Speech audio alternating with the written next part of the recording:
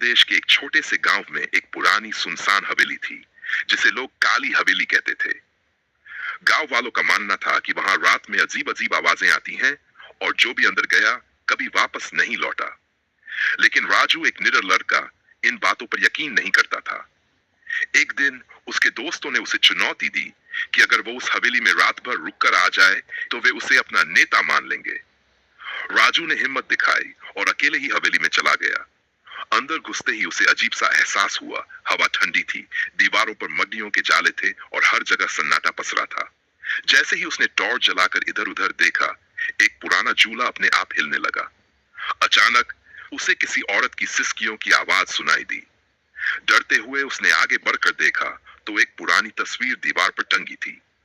तस्वीर में एक खूबसूरत औरत थी, लेकिन अचानक उसकी आंखों से खून टपकने लगा। राजू घबरा गया, लेकिन उसने हिम्मत बनाए रखी। वह जैसे ही आगे बढ़ा, उसे महसूस हुआ कि कोई उसके पीछे चल रहा है। उसने मुड़कर देखा तो एक सफेद साड़ी में लिपटी औरत खड़ी थी, जिसकी आंखें कोयले की तरह काली थीं और चेहरा झुलसा हुआ था। राजू की सांसें रुक गई। वह भागने लगा, लेकिन दरवाजे अपने आप बंद हो गए। तभी वह औरत जोर जोर से हंसने लगी और हवा में तैरने लगी। उसके मुंह से निकला, तू भी अब यहीं रहेगा। राजू बेहोश हो गया। जब सुबह गांव वालों ने दरवाजा तोड़ा तो राजू अंदर बेहोश पड़ा मिला।